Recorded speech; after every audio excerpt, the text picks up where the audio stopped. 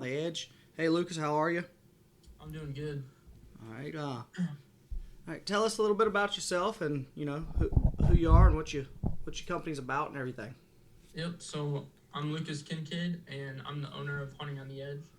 And Hunting on the Edge is a page that I created back in 2019 on November 10th, and it's just a show that I have on Facebook and YouTube and Instagram, and it's to show the ups and downs of hunting and the way that I hunt and the ways I get ready to hunt and stuff. And so, I was just sitting in the blind back in 2019, and I was like, man, I really I want to show people my hunts and stuff, And I only had a handy cam back then, and started doing a little videoing, and I was thinking, like, what do you do when you're out in the blind and you have that target animal in front of you? You're on the edge of your seat. So that's kind of where I got the name Hunting on the Edge. That's the name that I came up with back in 2019, and it's almost 3 years old now. Coming up this year, and so. All right. Yep. So yeah, that was the the names of the companies like mine would Deltafauge Outdoors. We threw the U in the Flodge, just the way we spelled the Flodge was just as a throw in there because it messes everybody up. They're always like Flauge. I'm like, then like the Delta was because we were from we're down all from South Louisiana, and then I actually developed a deer feed is how I started mine, and one of my buddies had a camouflage idea, so that was where the whole Flodge came in. Then we were like, he wanted to do like Deltafauge deer attractants or whatever. I'm like, no man, let's just do outdoors because it's like it's gonna be outdoors, it's gonna be all of it. It's not just gonna be centralized to one thing. And I started mine in like 2012, and then life happens, went through a divorce and everything else, and didn't do anything with it for. I don't know. I just recently really got started back. I kept it going, but didn't do anything. Like hardly do anything. I'd make a post here and there and just keep the page active. And but when we first started, we had a huge following. It was working great. Then it went to hell in a handbasket real quick, and with everything going on. So it's like I get that. Like the name, and that was where we're going with this. The name was just for us. It was synonymous because it was like we're from here. It's outdoors. We're gonna do this, and that was it's like that was probably the hardest thing. Like coming up with the name, then it was like bam. Then after that, it was like because I developed the feed, and that was at that time that was the niche going on. Everybody was like feed was the big thing, the attractants, and now everybody's saddles is the big niche, and it's like I've talked to several guys, and I did a podcast with Robert Woods of Wood Tree Saddles, and he's been making his own saddles for probably 10, 15 years. I don't remember exact stuff. He's out of Florida. Then I recorded one with Tyler that owns Outdoor Made, and they're doing a saddle, and that's what we were talking about. It's like a lot of people are just starting to make saddles now and get into it, and it's like, man, that's a lot of liability to get into when you go to you got somebody's life in your hands when you're sewing them. Yeah. But so yeah, it's like that's the thing. Like you said, like just filming your hunts because everybody does stuff different, and that's what I've said on my stuff with my podcast. A couple of them I've recorded. I've talked about what I did in this past deer season. I'm like, but everybody does something different. Just because I do it doesn't make it right or wrong, and everybody can learn from each other. It's like you can pick up stuff from, they're like, man, I didn't even think about that. And it's like when I talked with Dan Infault, we did one with him, and Dan said some stuff, and I'm sitting there looking like we are now. It's all Zoom and everything. I'm looking, I'm like, I feel like an idiot. That's common sense. Like, but when he said it, it's like, wait a minute, like why did that not register until it was, and it was something simple. And that's what he said. He's like, usually everything you do is simple. You just don't think about it. And I was like, wow. And I know on YouTube and Facebook and Instagram, you got a pretty decent little following going from the numbers I saw and everything. So that that's real impressive. Like glad you're getting it going. So tell us about it more. Just and what how long you been hunting and what's your favorite Yeah, so currently on the team, it's me, Corey Wilcher, and then my dad. Um, I'm basically the one that does most of the filming right now. Just because I just got a camera last summer, so this year I like got more seriously into the filming part of it. Mm-hmm. You know, and so I started going in the woods with my dad. He took me and my brother when we were about 3 or 4 years old, and he would just take us into the woods while he was hunting, turkey hunting, deer hunting, um, and we would just go with him and watch him and stuff like that. Mm-hmm. And then when I turned 6, I think the first time he took me out, because I don't think he took me out during bow season, but he took me out during Ohio gun season, which is a week long, and I was able to harvest my first deer, which was a 6 point. So that was fun. You were 6 years old and killed a 6 point. Yep. Yeah.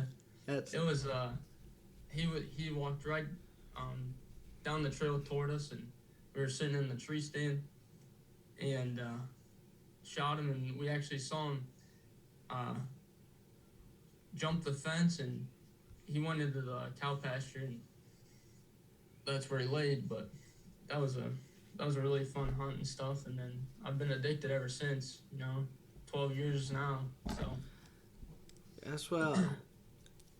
Oddly enough, my youngest son, he's 7 now, and I think it was 2 years ago during deer season, he was 5, and we had a 5 point come out at literally like 18 yards just ups out, and I had my AR with me because he could put it in the tripod, he could put it in the pod and shoot it and everything. So I was like, he wasn't scared of it and everything. It's just it worked for him.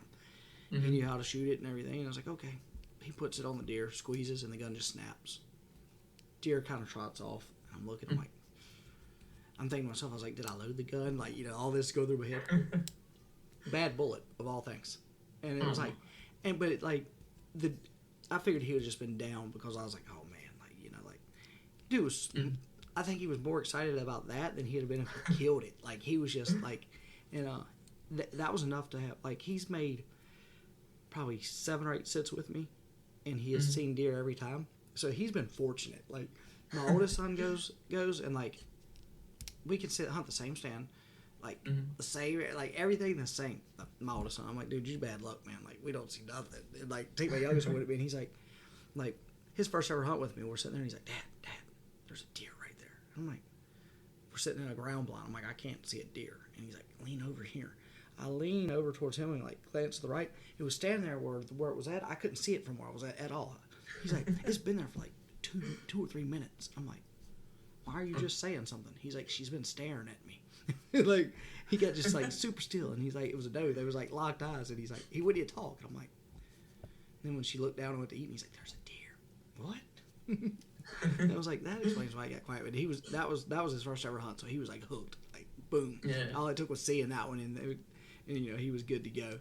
And Yeah. so yeah, it's like this, like I'll talk hunting to me is like fishing and everything. You either have there's a passion, you either have it or you don't for for doing it, and it can be a whirlwind of emotions when you're going through it, and that's what because your ups and downs in it, because like you said, like he ran there and seeing the deer, then getting the shot, your emotions are all over, and it's like that's the thing you want to bring to people. Like anybody that's correct me if I'm wrong, I don't know how you feel about it. Like it's going on, like I'm not knocking anybody that goes on like the canned hunts, the paid hunts, whatever, that's not for me.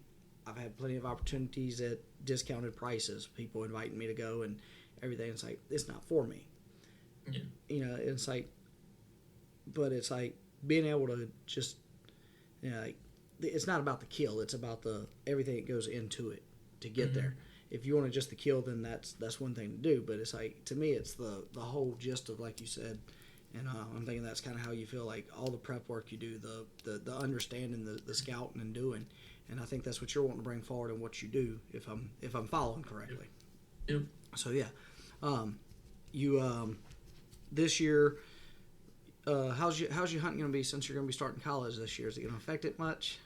I so I looked at my classes and I have a lot of downtime. Looks like. Awesome. So, and the first thing I did was I searched up hunting land near college.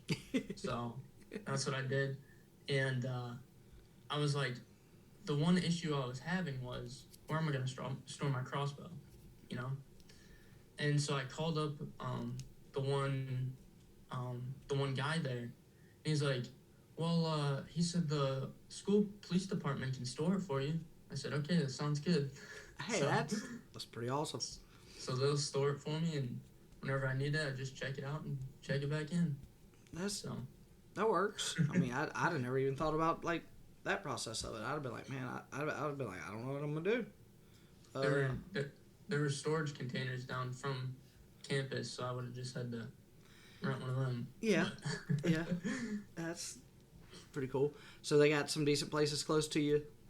Yeah, All yeah. right. I've heard there's some pretty decent bucks in there. So, It's an Ohio-based school also, or yep, Southern Ohio. okay, yeah, Ohio. Like y'all correct. You know, like I'm pretty sure it's Ohio. Y'all have like over-the-counter non-resident tags. Like you can buy. Yep. Yeah, it's not like Illinois where you have to draw, and Ohio, and Iowa, and Kansas, and yeah. Because I've looked at hunting in Ohio because it's like it's got some legit deer up there, man. Like it is. Oh, yeah.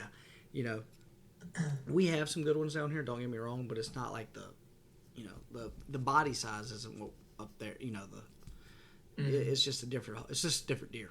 You know, like you get down here and it's like a lot of ours is like swampy, this and that. And it's like you get the guys, they kill some good deer on these like,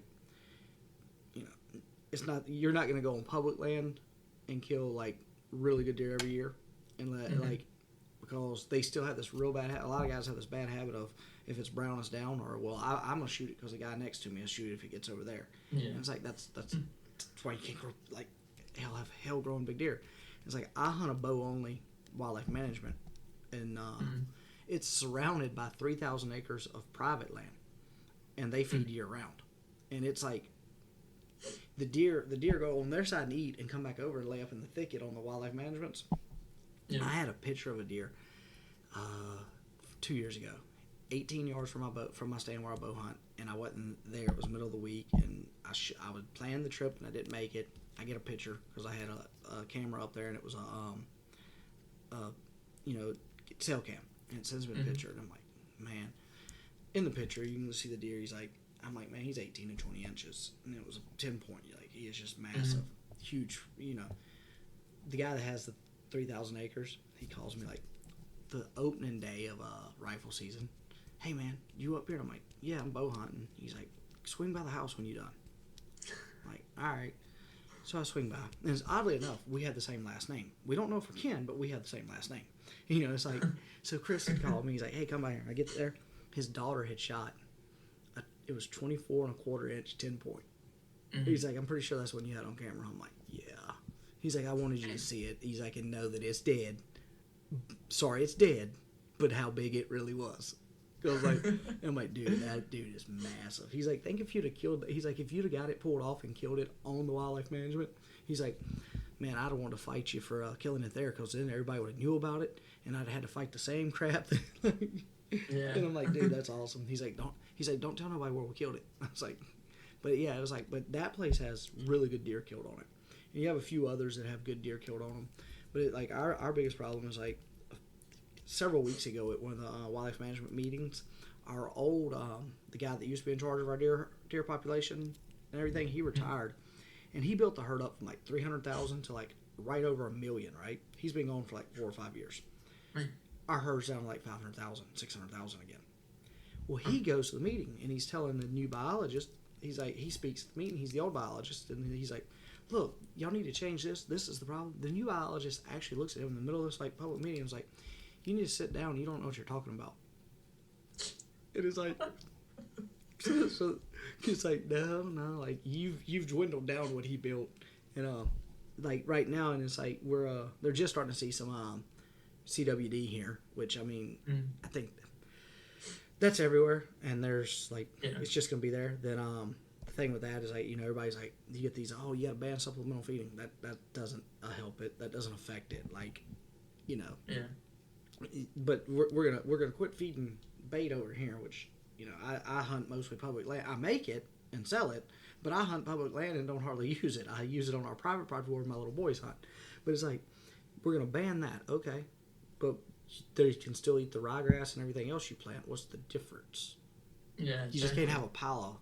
You just can't have a pile there if you scatter it. It's like I don't understand the method behind it, and so that's a whole nother story. And like with what you're going into, you'll probably learn a little bit about it and be able to. Yeah. So, all right. So you're So how you've been filming for around 2 years now? You said year and a half. Just about 3 years. 3 years. I only have a couple on film. From then, I got my coyote. That killed with my crossbow. That was a fun hunt. I saw him in there. I think 2 nights before I killed him. Right, I saw him in there, and it was just getting dark. And on my crossbow, the scope it's got a blue tint to it, so it's kind of hard to see. So I took the shot and I missed him. Well then, 2 days later, I hunted that morning, and he came in there then, and you know what he was eating? He was eating apples. That's odd. So he came in there, and I took the shot, and man, he rolled 6 times after I shot him. I mean, it just went through him so fast. I think I looked at the I got the arrow at home, and it's not even bent or nothing. It just went straight through him as fast as he could, and then he ran over and he probably ran maybe 30 yards, and then died. So. Did you go all Steve Ranella from Meat Eater on him and cook the back straps out?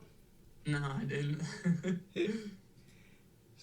And then I got my a 7-point. That was kind of a quick video because I didn't really know what B-roll was, And but this last year, and then I got a bear also back in 2019, but we weren't able to get the shot on film because it was getting dark, That's what sucks. Say it gets dark for 5:30. You gotta be out of the woods, 5:35 or whatever. Because 30 minutes after the sun goes down. So say sun's going down at 5 and you gotta be out at 5:30. Anything after about 5:15, 5:10, it's hell to get on camera. It's not, and it's and so it's okay. Do you take the shot? Now I don't have it on camera, so it's and that's a hard one to do because you're man, and it's because one of my cameras will pick up decent, the other one is it's just I've got 2 different ones that I use. One picks up longer than the other one, but it's if I don't have the right one with me, then my day is shorter by 20-25 minutes. Yeah, and it's so sorry, I didn't mean to interrupt, but yeah. So you didn't get it on camera. Yep. And then the other one that I have is my doe from this year, and there's a crazy backstory to it.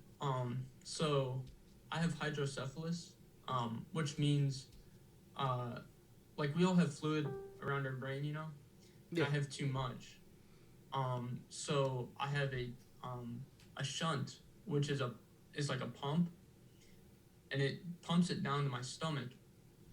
Well, I was working up in Maine all summer long, and I was supposed to be up there till I think November, because I was gonna come back for Thanksgiving or whatever. And so the first week of bear season, I was helping, and I, after the once it got dark, I would be sitting at camp and waiting for the guide to call me or whatever and pick me up to go get some bears, go track them or whatever, get them out of the woods. Mm-hmm. And it was the last day. I was uh, I was helping around camp, and I actually had to run over to another spot. I ran over there, and when I was coming back, my head just started killing me. Mm-hmm. It actually started hurting before that, and so I got back to camp, and they always um, were like, "Hey, don't go in the dining hall and go get food," because I was always getting food. You know, I was always hungry, Mm-hmm. and he's like, the guy was like, "Hey, when are you gonna get a bear? You ready to go?" And I was like, "Man, can I just go back to camp, to the cabin that I was staying at, you know?" And he's like, "Yeah, what's wrong?" I was like, "Man, my head's killing me." So I went to the dining hall, and they're like, "You come in here to get food?" I was like, "Nah." I said, "I'm going back to the cabin." And they're like, "Well, something's seriously wrong with you now, because I didn't get food or nothing." Well, my head was killing me all that night, and then I I threw up a couple times, because it was hurting so bad, and so they took me to the hospital the next morning, and turned out my shunt went bad, so they had to go in there and replace it, and so once they replaced it, it was set at a 7, which meant that it dripped really slowly, Mm-hmm. and the one that they put in there was set at a 3, so that means it was dripping pretty fast, right? So it's up in Maine, and it was like an hour away. The hospital was an hour away from camp, and like I'm used to Cleveland Clinic, and they got machines and tools and stuff to change it. Well, up there in Maine, all they had was like a plastic piece and a magnet. That's what it felt like. So they were like, "All right, we're gonna try to turn it." So they tried turning it once. They weren't able to do it. They tried it again. They only got it. It's set at a 4 right now because they weren't able to fix it. So I was because it was fine when I was laying down. Just when I stood up, it started hurting me because of gravity. And so it's set at a 4 right now. And when I got back home, because I wasn't gonna go back up there, Yeah. After that, I was like, I'm just going home because they needed to check me out here and stuff. Yeah. And the day after I got out, I was checking trail cameras. I was like, that's not gonna stop me. They said I couldn't pick up over the weight of a milk jug. Yeah. So I didn't do that, but I was checking trail cameras. I had my brother help me put out corn and minerals and stuff like that. And so then the season started like a month after that or something. It started on the 26th or something. So I was like, you know what? I want a challenge. So, after that, I was like, I'm gonna try to get a deer.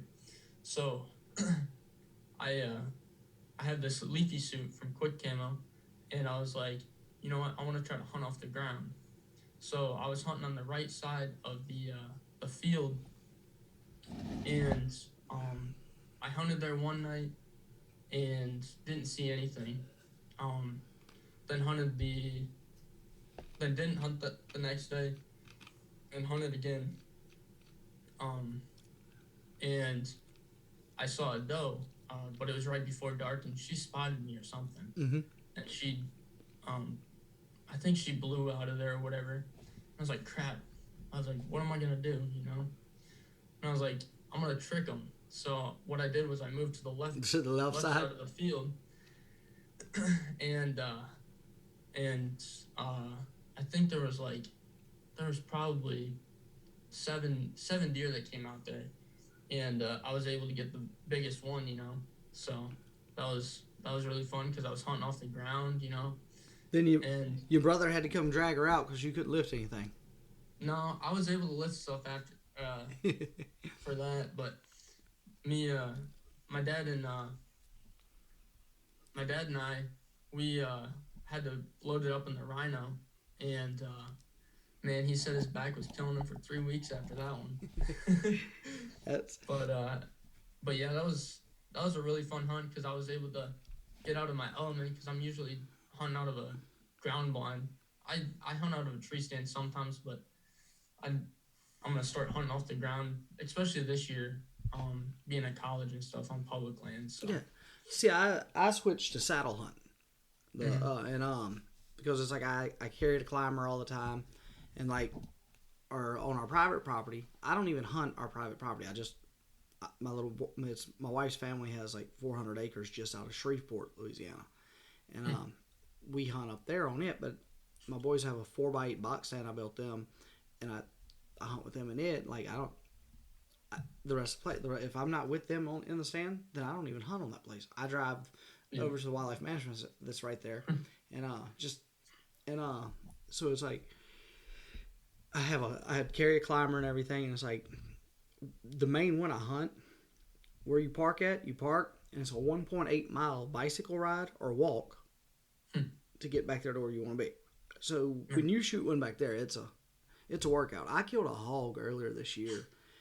End of January, it was the last week of deer season, and I hadn't hardly hunted all year. I told my wife, I said, look, I'm going to go up there and hunt the last week. She's like, okay, cool. So I get up there. Opening, like that first day I'm there, I'm going into the woods. I'm going down, I turn off the gravel road, the blacktop onto the gravel road, and like 40 hogs run out in front of me. I lock my brakes up. I barely miss like this whole herd of hogs or sounder or whatever you call a bunch of hogs with my truck. I take back off. I'm running like 15, 20 miles an hour down a gravel road, and a dang fawn comes running out and like bounces off my truck. Boom, like cuts a clip, and I'm like, can't find it. I'm like, man, this could be a good day. Get back there to where I'm going. I'd check my area the day before, knew where I was, and pre-hung my stand. So I didn't have to carry it in. So I'm there. I get up in it. I'm used to hunting this place in like the 1st of October. This is into January.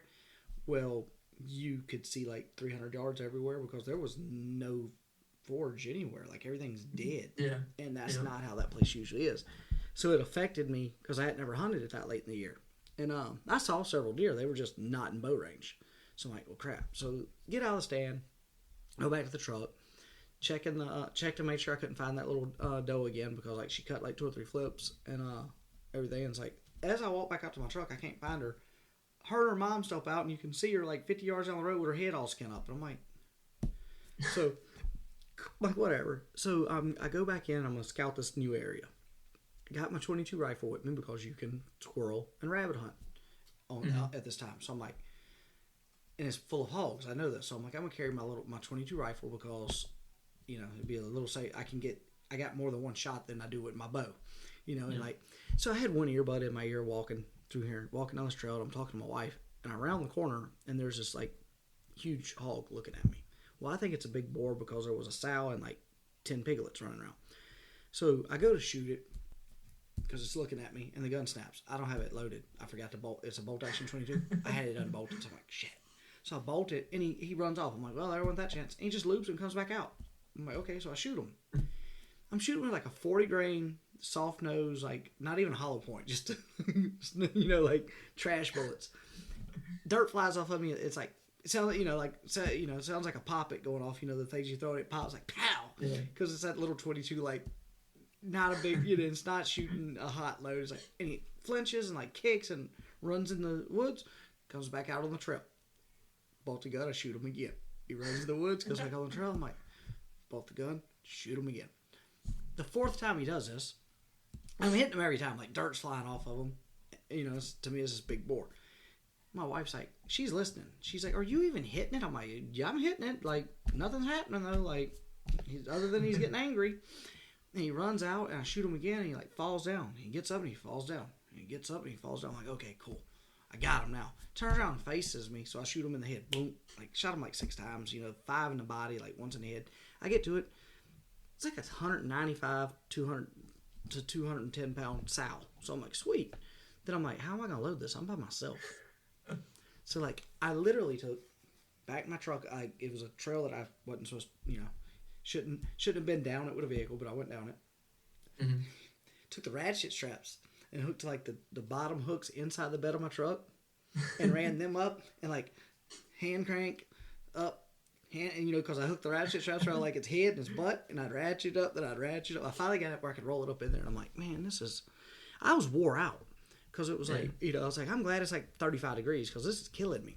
And I'm like, then I'm like, man, thank God I didn't. Then, so I go get it clean and everything. So, like, the next day, I'm scouting a new area because I'm like, I'm scouting again. I'm walking through the woods. I hear something, and I have my bow with me. I'm like, okay. I'm thinking it's a deer, and I get crouched down waiting. Here comes another hog like 30 yards. And I have my bow, and I'm like, nope, I'm not doing it. It's like I'm like 2 miles from the truck. Nope. I'm like, you get a pass today. But that was like, I usually, like, we have a long deer season down here. Like, a lot of people don't realize that our deer season in part of the state on public land opens the third Saturday of September. The other part of the state, it closes the 15th of February. So you literally can hunt public land and hunt like 153 days of either sex deer.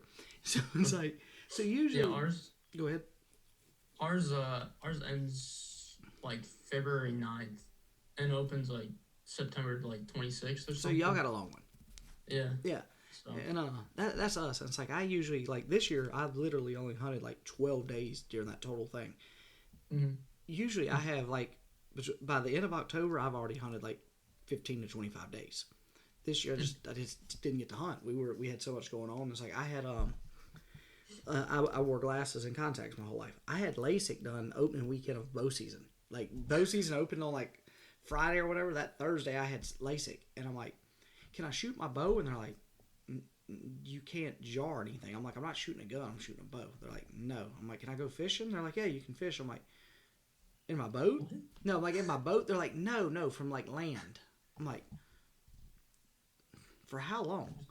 They was like, well, we don't want the flaps to come back open. And I'm like, okay. So they gave me these goggles to wear, right? I misunderstood the part that I'm supposed to just sleep in them to keep me from rubbing them.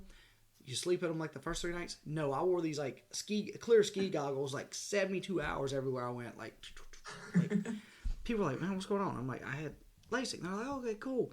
Then you get these older gentlemen, like my grandfather and his friends and everything. And they're like, can you get us some of those? I'm like, for what? Man, that'd be great for weed eating. I was like, I'm like, y'all would think this, but it was like what was crazy when I had the LASIK. I have two compound bows. One was set that I would shoot if I was wearing glasses, and one was set I would shoot if I was wearing contacts, because I actually shot different between my contacts and my glasses. When I had LASIK, neither bow was on. Each wood shot like a foot off. So I had to redo them, and I'm like, yeah. So my rifles, I had to resight everything. I shot completely different after I had LASIK, because it's like I have 20/20 in my right eye, left eye, and like 20/15 in my right eye now. But with glasses, apparently I didn't have that, and with contacts I didn't either. And it was something about the concaveness of the lens, because when they do the LASIK, it puts it back like it's completely. I gotta find the video. I might post that to my YouTube channel. They filmed it while we were like the whole surgery. I don't know if you've ever seen it. It's pretty cool. Like, I just thought about that. I'll probably post that to my YouTube channel, because it's like they take this thing and put it over your eye, and it slices the top layer open and kind of flips it back, and you're awake, like you see it all. And like they put these drops in this, like deadening drops. The first one, I'm laying there, and they give you like this. When I went to, they give you like this stuffed animal to hold. It was like a penguin or something. I don't remember. And like the first one, I'm good. The second one, I almost ripped the penguin in two. I'm like, and the doctor's kind of looking at me. And my cousin, he's filming. He's like, he gets done. He's like, man, what's the matter? I was like, it wasn't. I was like, I felt it. I felt like the cut. Then I felt it like the laser. And he's like, I was like, it wasn't completely deadened. And the doctor's like, well, why didn't you move or say anything? I'm like, because I only got one eye, man. Like, I only got the two. You're not damaging one. He's like, dude, that is not. He's like, I can't believe you didn't say anything. I was like, I wasn't moving. And they was like, dude, like, you literally like almost ripped it in two. I was like, if I'd have thought I was too scared to move. Yeah. And so they flatten it back out and they kind of squeegee it down, right? We go in the other room. He looks at it. He's like, oh no. I'm like, what's oh no?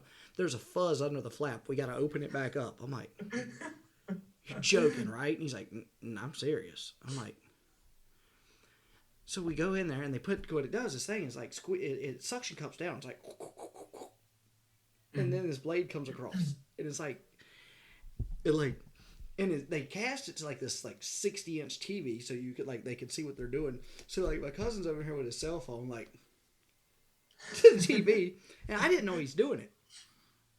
He sends it to my wife, and like she's like, "Oh my god!" Like, and I'm like, and what's really cool about the surgery is like literally when I stood up from having the surgery, like I turned and look, and I could read out like the whole chart on the wall and everything, and I'm like, and he's like, "You can read that?" Huh? I was like, "Yeah." He's like, "Yeah, it's a little blurry." I'm like, "Not really." He's like, "Whatever blurry you got will go away in a few days." And I'm like, We're driving home. I've got these goggles on, and I'm reading license plates on cars. I'm like, dude, this is amazing. And it was like, I was like that when like people talk about like, you know, the people that when they first get a hearing aid and they can hear everything. Because I was reading the thing today, they said this person was like, man, my uncle when he first got his hearing aid, like went nuts. He was like madder than hell. Like he couldn't figure out what this noise was. The clock was ticking, tick, tick, tick, tick, and he had never heard it. So when they say he's like, man, my uncle destroyed his house trying to figure out what that noise was. It was like, I was like, wow. Yeah, I was as amused as that guy, like, you know, like looking at everything, because I was like, you know, it's like I could see because I had glasses and contacts, but it was totally different to be able to see and not, you know, it was like having 20/20 vision, like without anything being on. Because with like glasses, I had no peripheral vision, so it was like, you know, and I don't know how you are with them, but like my peripherals wasn't there. With contacts, I had it, but that was, you know, it was just.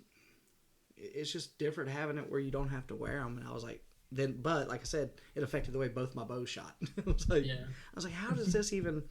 And because that's what the doctor talked about. Like your eyes from wearing contacts, they get a roll to them a certain way if you wear the contacts for a long, long time. And he's like, it'll cause you'll do different things. I'm like, that's pretty cool. But sorry, I went on a little tangent about that. But so yeah, that you're what is sorry, so something on I got a text on something off of YouTube. But so what is your idea of where you want to, like, you're going to college, going into be a game warden, conservation officer. You're going to continue with hunting on the edge or so you, like that's what I'm at, like trying to figure out how I want to word the question. You see your future in that, but you want to continue to develop your brand here of hunting on the edge too, is what I'm trying to ask. Yeah. Okay. Yeah. So I'm with a couple companies, you know, and I do some video and photography with them and stuff. So I wanna keep with them, you know, as long as possible, and just keep growing this more and more. What's funny is whenever I go to the hospital or whatever, because they always have. I had to spend a couple nights in the hospital, you know, after I had that surgery and stuff. And I had surgery, I think 2 years ago, 2020. And there's a funny story about that too. So I was a sophomore, I think, or a junior or something. And no, I was a junior. And so I had it in February. It was the end of February, right? And so I had surgery. So I went to school one day, and I felt this like bump on my neck. You know, it was like swollen. So this wasn't something you've had your whole life? It just kind of happened in the last couple of years? I have had it my whole life. Okay. Yeah. Okay. But I just felt that this like bump, like it was swollen, you know. And I was like, Mom, what is this, you know? And she's like, I don't know, just go to school. So I went to school. Well, I started getting a really bad headache, and you know, it's a headache that you, like, I can tell when it's with my shunt. It feels like somebody has a vice and it's just turning it on your head slowly, you know. And it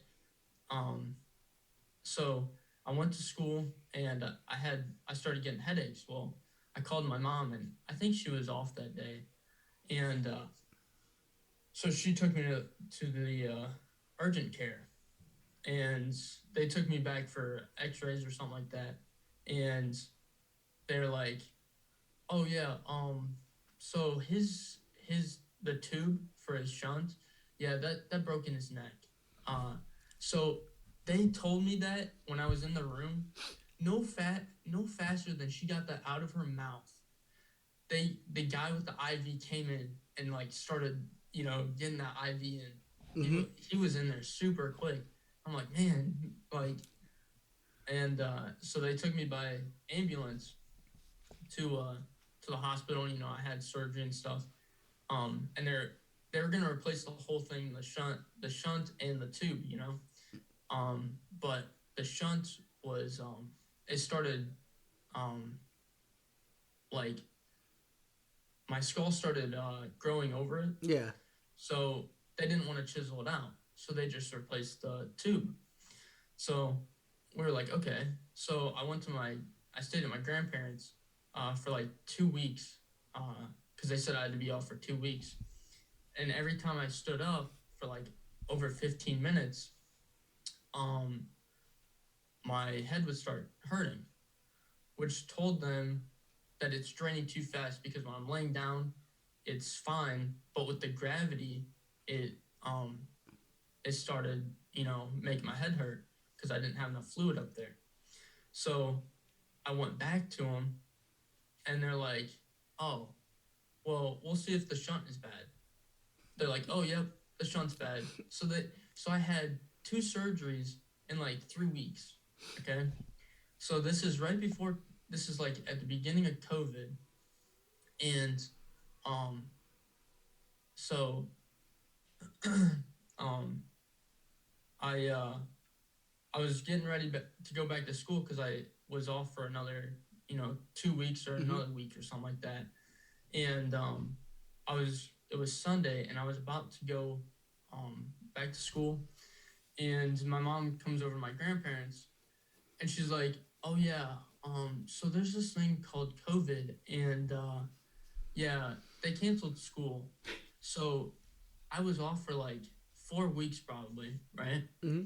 So we did online school. Well, guess what? That 4 weeks that I was off, they never asked me for any homework. They never gave me any homework, so I didn't even have to do it. and then and then that May, I was able to get a turkey, uh, and that was a fun hunt because we were after this one gobbler for the whole week, and I think the second day before we were gonna leave, I was able to get him. We were hunting off the ground and stuff, and Mm-hmm. so that was fun because I was able to be out in the open again without any blind or nothing. So yeah, So yeah, that's I, prior to what you're telling me, I'm with having a shunt and all that. I had never knew anybody that had that problem. Like, never thought that yeah, could be a problem. Like, yeah, because I know when I was little, when I was like 4 to 5 years old, I mm-hmm. would get extremely like excruciating headaches and like vomit from them and everything else. Like the pain was just intolerable. And I'm 37 now, so I was a little over 30 years ago. But they ran all kinds of tests, and the only thing they could come up with was that I was having I had migraines. Most little kids don't get them, and Yeah, I'm fortunate. Like I don't get them very often anymore, but I used to get them a lot. And like what was really weird, like going to school, like the chocolate milk at school, yeah. that would trigger a migraine if I drank it. Oh, So it was like I couldn't drink that, and so it was like, but I would suffer from those. And it's like I seldom ever get one now. It's like I had one. The other day I had one starting, and I can tell when it's coming, like when mm-hmm. they start doing it. And what's crazy, it's like no medicine you can take like affects them for me. It like won't stop them like any normal headache medication. And it's like the only thing that'll actually help, the like Dramamine for like nauseous medication for like when you're seasick and everything. Mm. Yep. Yep, that. And they're like, I could take like that, and it knocks it out. And they're like, how to? And like, I've talked to my doctor about it. He's like, no, that's not supposed to work that way. I'm like, it works for me. He's like, as long as it works for you. He's like, I don't think I don't really like. I'm like, look, dude, like, even if it's just like false to me and it works, I'm good with it. It works because like I completely. It's like if I don't take one early, like when it's first setting on, then like I have to go like getting like this. I got to go get in the closet basically and like stuff around the door so no light can get in. Like they're super light sensitive. And it's like, but it's like, and it was like, I can imagine like when you was talking about vomiting, and I was like, man, I remember those like from the migraines, like, and I'll still do it. And it's like people don't realize like how much pain you really have to be in to vomit from the pain. Oh yeah. And it's excruciating because like I had this past like we was talking about with COVID, it was just I ended up with it twice. And wasn't really sick either time. The second time I had it was at the Delta strand, and I was fishing a bass tournament, and I'd been pre-fishing for like 2 days in the heat. It was like August, so I'd been out like 2 days on the lake, fished a tournament 2 days, and I'm like, man, I'm dehydrated. Like I was like I was steady drinking water, Gatorade, like just steady, but I was like I must have dehydrated because I just couldn't keep up. Is what I was thinking. So I came home. Like I didn't even put my boat in the truck up. I just like pulled it in and like came inside. That Saturday evening, my wife's like, "What's wrong with you?" I was like, "I'm taking a shower. I'm going to bed. Like I don't feel good." And like I was like, "I'm dehydrated. Like I overheat. I got too hot." It's really what I thought happened because it was August down in South Louisiana. It was like 105, and we were in the middle of a lake. So I'm fishing. So I'm out in the middle with no shade, fishing like deep fishing using my electronics. So like I was in sun for like 8 hours, 4 days straight, just beating down on me. So it was like, okay. So that's really what I thought it was. And like that Sunday, I'm like still not feeling good laying around. That Monday was our daughter's 9-month checkup or whatever. Our 9-month-old had COVID. And I'm like, crap. So like everybody, like I was like, so I go get tested. Sure enough, like her and I was the only two that got it. Nobody else in the house got it. Just say, but she wasn't like coughing, wasn't sick at all. Like she had a fever for like 1 day. I was sick for like 3 or 4 days, and it was mainly I just didn't have any energy. But it was like, right after I got over that, right before I got that, like the month prior to getting that, I had kidney stones for the first time ever in my life, and didn't know what it like. And like talking about like vomiting from the pain, like I had like told my wife, I was like, take me to the hospital. I don't know what's wrong. Like I'm dying. Like it was just they figured it out, and they're like, yeah, you had kidney stones, and it was like, and so it was like. I went from that to that. I'm like, man, like, no more. Like, then it was like, so I had that, and so July was that, August was that, so it was like getting prior to deer season. Like, I was sick both those months. So then September hit, and Hurricane Laura came through. Ida came through. So then October, I had eye surgery. Then November. Like the week of Thanksgiving, I was like, I'm gonna hunt. I'm gonna hunt. And my wife's like, well, no, we're going to Fort Worth with all my family because part of our family's over there. Like we're going over there for Thanksgiving.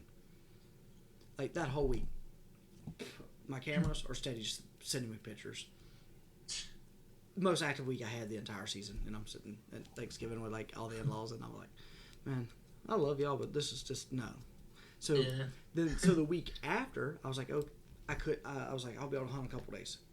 I had another bass tournament, and it was a 3-day tournament with 3 days. So I was 6 days tied in it, 3 days of pre-fishing, 3 days of fishing. So I was like, I missed that whole week. And so I was like, okay. I was like, the week of Christmas I'll be able to hunt and work. Like I said, I work for myself, and one of the boys that worked for me, it was just it doesn't. In between Christmas and New Year's, I was like, man, I got to do something with him. So I ended up having to like. You don't work here no more, and so it was because it was like he wasn't finishing stuff that was supposed to be finished, and then I'm like I'm over here running crew on another job. He's supposed to be running crews, and he's not. I'm like, this ain't working. So that put me behind. So I was like, I'm taking off the last week of January. I'm gonna hunt, and I killed that hog, and I spent more time. I spent mainly just scouting. I ended up walking around 32 miles in 5 days on that.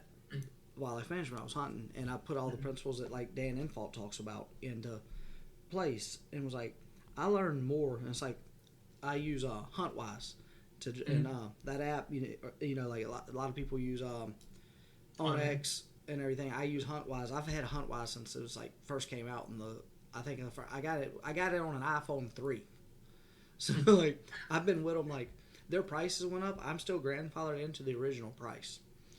And so it's like yeah, my yearly is like half of what everybody else pays. And I was like, and you know, we're on what iPhone 13 now, so I've been with them for at least 10 years. And Yeah. excuse me. And so it's like I found more beds and like trails and stuff than I ever had like thought was on that place. And because I spent all that time, and was like, and I'd been listening to some podcasts and some Dan Infalt stuff, and got just steady doing it. So it's like I'm super excited about that because like I'm gonna hunt it the first week of October, and I feel like that I should be able to get some good stuff on film there and everything. Yep. So we're I know you're kind of limited on time. When we talked earlier, we're about an hour into this. How are you? We can start trying to bring it down here if you're good with that. Yeah, I'm good. So we like I said, I enjoyed having you on because I've learned. Hey, I learned something that I didn't know about the fluid on the brain thing. I never thought you could have too much. Like that was actually pretty cool. Like, sorry, that's like, it's probably not cool to you, but it's like that's something because it's like it's got to be kind of rare, huh? Like, I forget how many people have it, but there's I forget how many people have it. It's not. I think they said it's like pretty common. It just doesn't affect everybody bad. What? I said everybody just doesn't get the bad effects of it, or what? Yeah, I don't know. See, I had that one, the one that I had replaced back in 2020. Mm-hmm. I had that for I can't even remember how long. I probably had it for probably 10 or 11 years. Okay. And then this last one just went out in 2 years, so it doesn't make any sense. No, and that's what it's like the quality of materials that they're using to build stuff. That's like, but so yeah, with that's really pretty cool little background story. I mean, that's definitely something that a lot of people probably haven't ever heard of before, even if it is slightly common. It's different. So yeah, I try to. What were you gonna say? No, go ahead. So like I try to show people like basically no matter what you have, just go out and do what you want to do. Yep. Just go out if you want to film hunts, and do whatever. Like me, I mean, I started on my own, and then I added Corey, and I'm trying to add at least one more person onto my team, Yeah. But it's hard because people, all they want is like free stuff or discounts. Yep. I had a kid from school. He was like that. Mm-hmm. He wanted a free sweatshirt, and I'm like, I mean, I know you're friends with me, which you don't talk to me anymore. So we weren't really that close of friends, All you wanted was a free sweatshirt. Mm-hmm. I added you to the team, and all you wanted was free stuff. And I asked him because I told him, send me one picture a week, for content. Because the first year I started, I was posting 3 times a day. Mm-hmm. So that was for a whole year. I was doing that.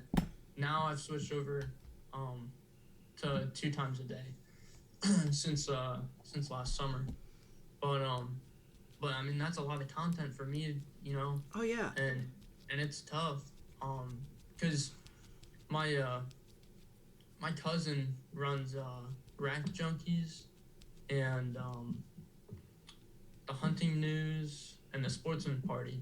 He runs all 3 of those pages, and he basically writes articles for him and stuff. Yeah, that's a full-time job running like. Yeah. And he's like you wanna get like at least 2 posts out a day to keep your viewers interacted and engaged and stuff. So. Well, that's something else I didn't know because like the analytics on it's insane how they like on every one of them. It's like nothing's just kind of easy and across the board. Like so it's like that's not. So I mean I know when I first started like my page on DFO. It was 2012, and on Facebook, and it was like I put out several things a day for like a year. But I also had I had 3 or 4 guys with me doing it, like helping. And, you know, they all thought it was going to come easy and get, you know, they were going to get, and it's like, no, dude, you got to work to get anything to build up where you get something out of it. And it's like being in the fishing world, I see it all the time because it's like it's like I've got companies I work with, and some, you know, like it's a discount on product, it's this, it's that. Some, but it's like I've worked my way up to that because I was using their stuff and like repping it, and they, you know, hey, they offered me something. Like that's what aggravates like total mess out of me. Like people don't understand how it works, and they'll just you get a random message on like Facebook or like, you know, your messenger on any whatever you're using. Hey, can I have like I hunt? Can you can you give me this? Like, and it's like it's not how this works. Like, yeah. So when I was looking for people, at first I didn't think I had to put non-paid position, you know. And people are like, well, how much does it pay? And I'm like, I'm not even getting paid for it. And I'm going 3 years on it, you know, and I'm not even getting paid for it. You know, I may be getting free stuff from companies or discounts, but like I worked up to that. Yep. I didn't just start out that. at that. No. You know. Oh, I get that. I you know, I've been doing it for like I've had my page on like my YouTube channel. I actually signed it all up in like 2015 under my name, but didn't start doing anything with it until the last like 2 months of this year.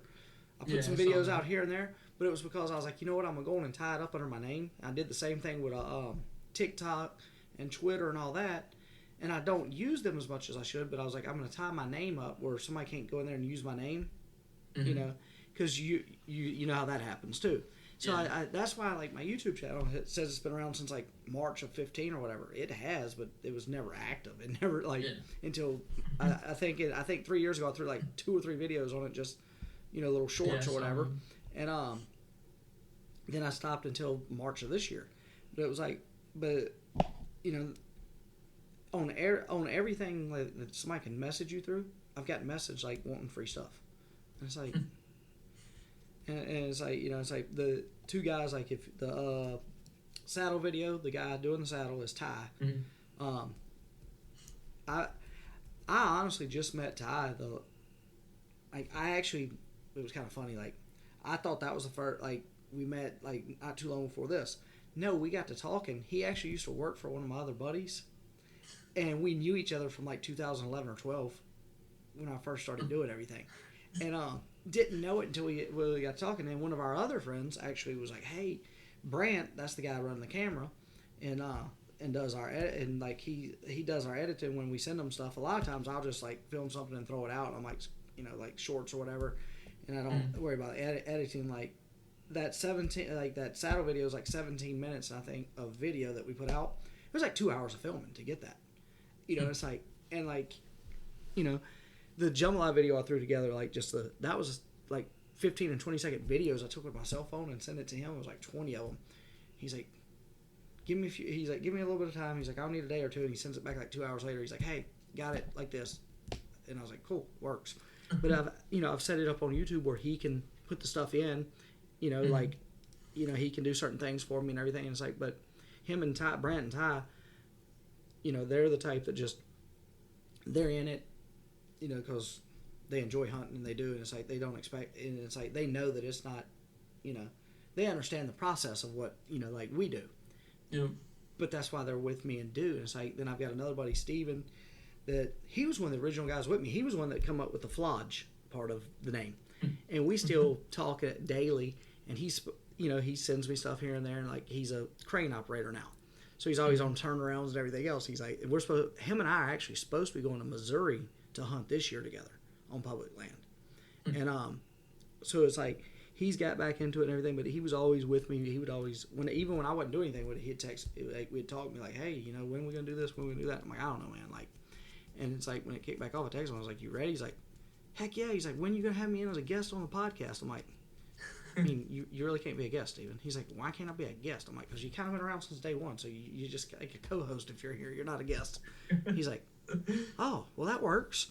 And it's like, him and I actually when we first started, what was really cool, I met a guy, and he's like, he wanted some deer feed, and he's like, we get talking. He had a live sports talk radio show, and he invited me in to be able to, he's like, man, you hook me up with like 10, 15 pounds of feed, I'll give you 15 minutes on the radio to talk about your stuff. I'm like, dude, I'll give you 20 pounds. Like, I was like, so I went in for like 15 minutes of his 3-hour show. And he's like, and I did my spot and everything. He's like, hang out and you can talk football with us on there and everything. And he had, there was a couple, and like, there would be like pro guys that would come in the studio with us. And I did the first episode with him. And on it, I went by he called me the middle of the week. He's like, hey, are you available this week? Because he recorded on Saturdays. And the way it was crazy about it, we only had a 3-second delay. So, like, if you said something, they had 3 seconds to get it stopped before, like, if you said stuff you weren't supposed to say. And he's like, hey, you want to come back in? You're like, you good? I'm like, yeah.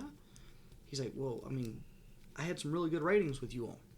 So, every Saturday for the next 6 months, I got to be on that show. It was like, and meet all kinds of, like, I met some, like, some of the, like, pros that play, a lot of guys that played at LSU and went to the NFL that was from all around here and everything. They would hang out in studio with us. It was like, so it was like, that was what really started growing it, because, like, he had it, like, he played ball and he knew, and, like, he was a car salesman, so he kind of knew how the thing worked. And he's like, man, you hook me up with this, I can get you this. And I'm like, all right. And then it become like, then I'm like, I become his co-host, and I'm like, how did this happen? Steven would come in there every week with us. I'm like, Steven, you gonna talk on the radio this week? Mm-mm.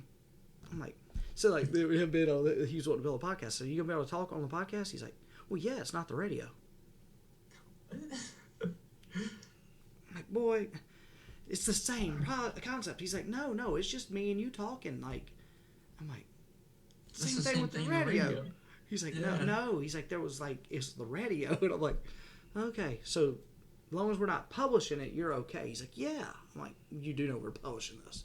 Yeah, but I won't be there when it's being done. I'm like, this is what I deal with. He's like, and this is one of my pro staff guys. But I get it. Like, you got to have, like, you can't have, like, trying to do it all by yourself is just, you'll run yourself to death and not get anything accomplished. I've been there and done that. But it's like, you got to have, if you're going to bring people in, they have to fit the mold of what, they got to have that. And it's like, I don't mean to say it in a bad way, but it's like, there's a mold that's got to be fit, because like, they got to, it's work. And if you're not willing to work to get there, then you're never going to see the end of it. And it's like, it's like, that's the thing with having the people in it. It's like,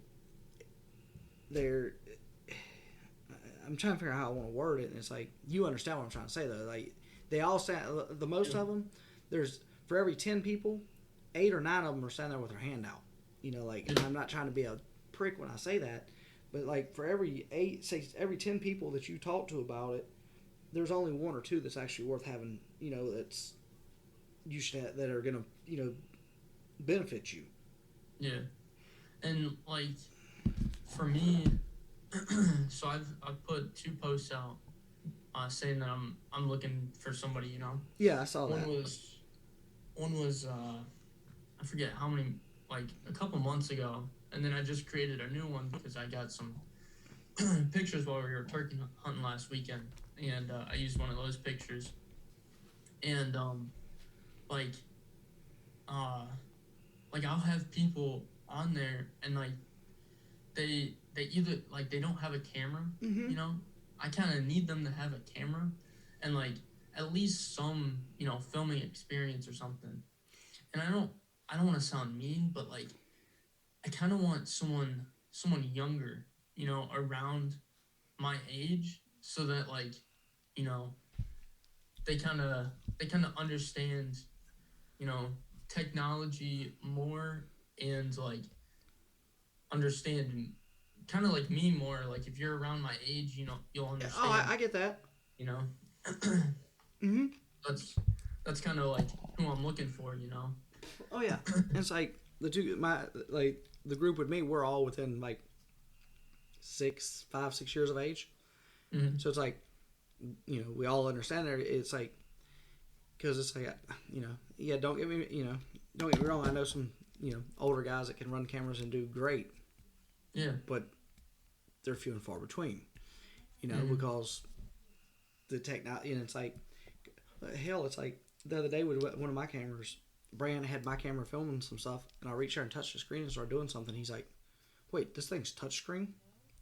I'm like, well, yeah. He's like, I didn't even think about checking to see if it was. Like, he's like, this is cool that he's doing stuff. And he's like, this would have been a lot easier if you'd have told me this already. I'm like, I thought you knew. He's like, no. And he's like, it's really cool. So like, he's all excited about that. I'm like, but he's like, I know. But it's like one of the other guys that was going to be helping with us, and like, he's not part of it anymore. He had one of the camera. He had one of my camera, the one I'm talking about, touchscreen. He had it messing with it one day, and it would ding, ding, ding every time he had touched something. I'm like, turn the sound off. Like, you can't use it in the woods if you don't turn the sound off. He's like, I can't figure out how to turn the sound off, and he's got the book. I take it for a couple months and play with it. I'm like, here, it's off. Like, it's like, you said you could film and you knew what you were doing. Like, yeah. Like, it's like, I'm the type, like, like, if you tell me you know what you're doing, okay, cool. If you look at me and be like, hey, I want to help, but I don't have a clue, I'm like, I can respect that. I can because it's like, I can teach you just the way I want it done if you don't know anything, and that's helpful too. Mm-hmm. But it's like, if you know a little bit and think you know a lot, then it messes everything up. Yeah. And that's it. Go ahead. Yeah, I like to have two different, or at least two different angles. Mm-hmm. I got a Canon XA40 during the summer, and then just got a GoPro. But the funny thing about my Canon is, I was so excited to use that during that doe hunt. Mm-hmm. Well, week before the season comes in, or I think it might have been the week that the season came in, I go to use my camera, and it's not reading the batteries. I was like, what in the world's wrong? So I call them up or send it in or whatever. Here, the motherboard went bad, and I had just had it for I maybe had it for a month. And I was like, you kidding me? Well, it didn't. I don't think it cost me anything to get it replaced because I had it under warranty. But I mean, I was out there filming with a handy cam, Mm-hmm. my Tacticam, and my phone on a gimbal. That's what. So I have a Canon A40. Then I have Sony. I don't know what my Sony is. Then I have my GoPro, and then I have a GoPro 9. I actually I bought mine. I was in one of the pawn shops here by the house, and they had it sitting there. I'm like, it was a GoPro 9 on the tripod and everything, the GoPro name brand tripod and everything. I'm like, $150 with 3 batteries. I'm like, I'm not even gonna argue the price. I'll just pay you, man. He's like, and so I bought it, and I have a knockoff GoPro that I've had it for a couple years. It's it works really well. And then I have I messed around and bought a Tacticam, and too, and it's like, that's what my wife was the other day, because I had all the cameras out doing stuff, and Sims cards everywhere, everything. She's like, how many damn cameras do you have? I'm like, 3 or 5. Then it's like, then then Brand has a couple. Then Ty was like, he's like, he's like, I don't know where my GoPro's at. I gotta find my GoPro. I'm like, he's like, I don't know if it's any good anymore. I gotta find it done. I was like, you can buy one. And I showed him that knockoff I had and some of the stuff I've done with it. And he's like, man, that ain't bad. Then he calls. He's like, we're good to go. My GoPro came in. I'm like, your GoPro came in? Yeah. He found his bad one, sent it back, paid a little bit of a difference, and got a newer model. And I'm like, What? They do that? I'm like, I don't even want to know. Like, I was like, they don't do that. And he's like, they did with me. I'm like, sweet. Like, then, you know what's crazy? Like, GoPros have gotten, like, I paid it, like I said, $150 for that one. And I bought it like 6 months ago. And that was a hell of a deal. I looked at a GoPro 5 the other day. And it was $180. And I'm like, for a 5? I'm like, did y'all like add a zero you wasn't supposed to? I was like, but like on eBay, the 5s are selling for like $150 up. And I'm like, for a 5? And I was like, I bought my 10 for, I think it was close to 400, which I know that's a lot, but I mean, I'm gonna be using that for I don't know how long, and you know, I use that because that almost takes better pictures than my Canon, mm-hmm. and so I use that for pictures for companies. You know, like it's. I had people at work. They're like, "Dude, why would you buy that?" And same thing with me buying my MacBook. They're like, "Dude, I could have sold you my MacBook. It's a 2018 or something like that, 2020 or something like that." Mm-hmm. But I was like, I want the one with the better processor, and I want the one with the most storage. Mm-hmm. So, like, that's what I did. And they're like, dude, you spent way too much on that. You know, you could have just bought a regular laptop, not a MacBook. But I'm like, okay. And then that kid bought a computer, like $1,000 computer, right? Mm-hmm. And I was like, okay, what are you gonna do on your computer? He said, play games. I said, okay, with my MacBook, I'm not gonna be playing games on that. I'm gonna be editing stuff for companies. Mm-hmm. And I said, it's an investment. I said, same thing with my GoPro. It's an investment because, you know, I'm gonna be using that for hunting on the edge and for other companies. So it's, you know, it's not just money that I'm throwing away on a MacBook. I'm actually using it. Check out YOLO Tech. Company YOLO Tech. I don't know if you're familiar with them. They make a pole that actually fits on a boat where you can charge the GoPro camera completely while you're doing it. But they also made this new thing that hooks up with your GoPro. It's called a juice box. It's like 16 hours worth of when it's fully charged. It's like 16 hours worth, and it's not much bigger than the GoPro. And I'll have to check. I think next Friday. Not next. Today's the 7th, so yesterday was the 6th. Not the 13th, but the 20th. I think is when it is. I've got a podcast already recorded with the owner Christian of YOLO Tech. It's coming out live, and we have a discount code through them. It's DFO. I think 20. It's 10 or 20 because KJ Queen, Bass Elite Fisherman, have a discount code with Queen Tackle also. It's KJ. It's Queen 20. I think we get 10 or 20% off at YOLO Tech also. But that battery is where I'm going with this. Like, I don't know the price on it. I haven't looked at them, but it gives you 16 hours of battery on your GoPro, and so that might be something that would be beneficial for you. And like I said, that episode's coming out, and it'll when it goes live, our code's already live. I just don't remember the code, and I don't have it written down right here. I think it's just DFO 20 or DFO. It's just straight DFO. There's no numbers behind it. All capitalized like DFO or whatever, and it's supposed to be a discount of between 10 and 20% on their products. And because I think I'm gonna order the backup, that juice box that they're talking about, because it's like it's insane. Because it's like, okay, now I can literally just plug it into my camera, and I mean, I don't have enough memory card in it to run out of battery. And it's like, he's like, and that's what they use. And like one of the videos they've got out, they've got it and the camera on their chest thing wearing it. And it's like, he's like, they make two different types. One's like 16 hours and one's like 8 hours worth or something. But I'm like, dude, either way, like you're, you know. Yeah. But that's something you might want to check out too. And I don't know the exact price on it, but that's, if you're going to be running a GoPro, that's, and you can hook it to a Tacticam. It works for either one. So it's like, you know, that's when they're like, if you want to set the Tacticam up or something, and you can just hook it to the. You can like say you had it set up off to your left or whatever, to get a different angle. You can hook the battery. Go ahead.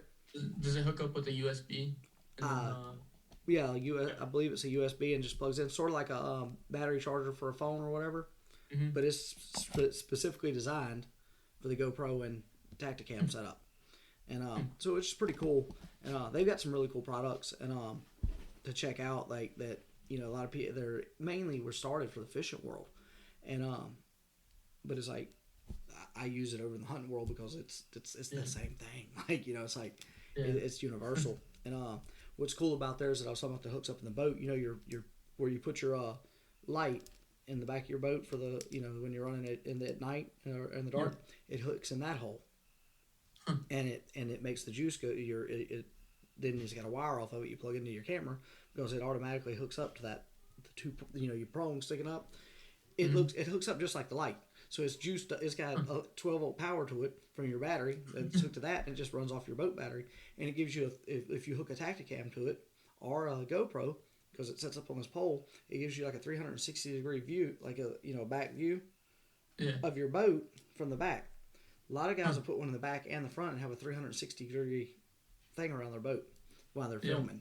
And so it's pretty cool. And I have one I use on the back, and it gives you that wide, like it's in the back, so you're in the front, so it catches everything instead of having just it like at the camera, like halfway up or whatever, and like it catches part of you. It's far enough back where it's pretty cool how it all works. I've got a lot of stuff I've got to start putting out where, but the thing about it too is like if you're not ready and you don't have it to just continuously put out, then you go stale. But that's kind of what I'm running into. I don't have videos and stuff to put out because I want to start putting out more videos, but I don't have anything that I have on film. Like me and my dad, we went to New York this past weekend, and we didn't do any good, but I videoed him the whole time, and I how I had it hooked up was I had a it's those Gorilla Pods. So I had a knockoff one of those on my Canon, and then I had another knockoff one on my GoPro, but I had it hooked on to the holder. I had my GoPro hooked up to clamped onto the holder, so I had my Canon down on the bottom and then my GoPro right up on top, so I was able to film both ways. Awesome. But Gorilla Pod has they have I think it's called the 3K, and then it has an upgrade that you can put on top, and it has two arms that go out. So you got the 3 on the bottom, and then you got 2 out like this. I want to get it and put my GoPro here, and then have a light or something on the other one. Okay. But that's how I was, because I was always carrying a tripod out there, and it's so hard to set up. I'd rather just hold my Canon up, So. All right. But what you were sorry. Go ahead. Like you were saying, you had like 5 cameras or whatever. We actually just got we went to the trade show in Columbus, and we talked to this guy at Whitetail R, and they make a couple different things, seats, and they have this blind spot art, I think is what it's called, and it's a 360 camera that you turn with your phone, and a couple of people have put it in the middle of their decoy setup for turkey season, and so I think that's what we're gonna do, because we're going back up to New York on the 20th, and so we're gonna try it there and see if we can get something. But They weren't even gobbling last weekend. We didn't even. Everybody, even down here, like, the turkeys just aren't gobbling. And then deer season was weird this year. Like, it was just, it was like, so, I don't know. It's just, I know a lot of people that everywhere you talk to them, different states, like, they're just not gobbling like they usually do. And I'm like, I don't know. I don't turkey hunt. Yeah. So, all right. So tell us, where can we find Hunting on the Edge? Somebody wants to look it up after hearing all this. Where can they locate everything about you? So you can follow us on and find us on Facebook, Instagram, and YouTube. Um, our Instagram is hunting.on-the-edge, and our YouTube is, I think, hunting and then a space on the edge, and then Facebook is just hunting on the edge. Um, so you can find us there, and yep, All right, and so they can find you on those three. They look you up on YouTube. Hit the subscribe button and the bell. What is it? The little notification bell. notification. Yeah. So all right. So this is Julius Craig with Deltafauge Outdoors. We had Lucas Kincaid with hunting on the edge with us. So we appreciate your time today, Lucas, and Thank look you. forward to talking to you more and checking out what you film and everything. We'll probably try to. I want to try and do this again after, probably before and after deer season. Give us an idea. Then see about trying to maybe do a collaboration on some videos through YouTube and everything. So y'all can check us out, Deltafauge Outdoors, obviously through the podcast, and on YouTube at Deltafauge Outdoors, or on Facebook at Deltafauge Outdoors. Thank you. This was Deltafauge Outdoors.